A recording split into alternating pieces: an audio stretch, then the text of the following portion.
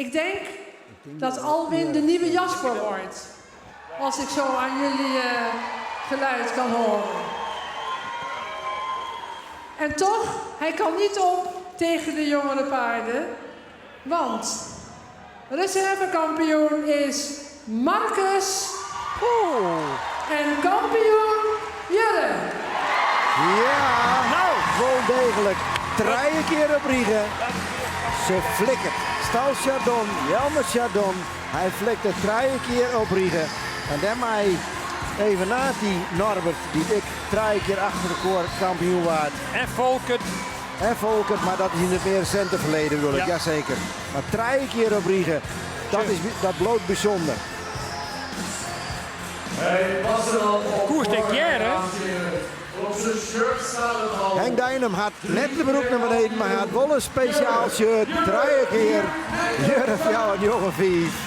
En hij rint je terug zijn eigen eerronde. Net niet in pak, maar in zijn t-shirt. En daar komt er gewoon recht op uw zou. Recht op uw zou. En we kunnen hem even feliciteren. 3 keer Jurre. Het stiert op een rij en op het boast. Ja, dat moet geweldig wezen. Geert van Thun is bij hem in de buurt. Koers merken in het eindoordeel dat men dan toch kiest voor de jeugdigheid en het moderne van Jurre. En dat Alwin dan wat klassieker is. Absoluut. En Marcus is ik een hiest van de toekomst. Dus ik sluit mij hier met alle willen bij ons. Ja, de gunfactor wie er wel. Richting Tjalle en Alwin. Ja, ja. En Marcus hier wordt rekken ze nou dan even nu het ritme. Maar wat er tussen Trossi en Liet weer heel mooi. Ja. En dan komt het op die detailzone. En de jury zei dan Marcus. Ja, en dan is daarnaast ik Marcus nog verschrikkelijk mooi. Als een rastypische vakhiest. Prachtig mooi ideaalbeeld. Wat je een streven maakt als vakker. Nou, Geweldig mooi resultaat voor Hendrik Eppinga, denk ik. ja, super. Maar ik, subliem, want wij hier wat twijfels hoe jullie erin van de die. En toch het jammer het kunststukje weer opviert om hem op het moment supreme excelleren te laten. Beter en beter en beter. Ja, En imponerend vond ik in zijn allerlaatste ronde. ja, echt weer. Daarin had er het zeker vast stelt, zijn kampioenschap. 3 keer kampioen. Jurre 495. Dit is mooi. Ja, en Henk Dijnem natuurlijk is. Ik denk net dat wat jou een keer dwaam had. Ik denk dat er dan niet meer aan had, Henk. Mooie reserve kampioen in Marcus 491. Nou, de commissaris even mooi in beeld. Echt een commissaris leerfabrik.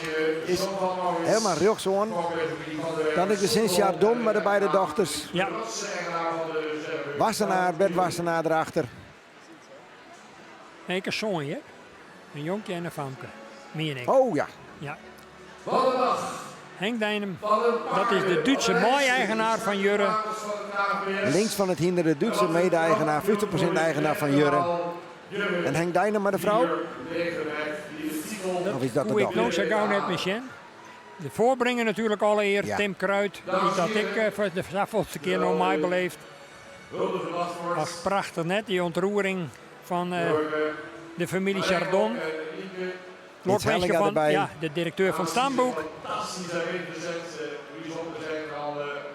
Nee, ik denk dat dat de vrouw van de Duitse mooi-eigenaar is, Gerrit. Die Oh, dat daarnaast is zo Ja. wijze. Die kunnen we net voor thuis brengen. Nienke Bakker van Stamboekkantoor. Marijke Akkerman. Ja, de grote spin in het web voor de organisatie. Ja, Die het hier alle jaren maar weer voor elkaar bokst. Van, oh, mijn had team, wat had die wat een werkje van. en wat zul Jelmer zien hij in Gruts kwijzen. Peter Chardonnay, een echte hiensteman en een echte leerhouder. Ja. En zijn mem natuurlijk ook. Het is een echt familiebedrijf. Verwondert me haast dat het er net bij stiert. Want Nee, hij is ja. altijd nog op het bedrijf. Ja, maar dat is Peter Chardon kenmerkend. Op zo'n moment dan bloedt er mooi in de coulissen staan en geniet van het succes van zijn band. Het Wilhelmus. Het volkslied.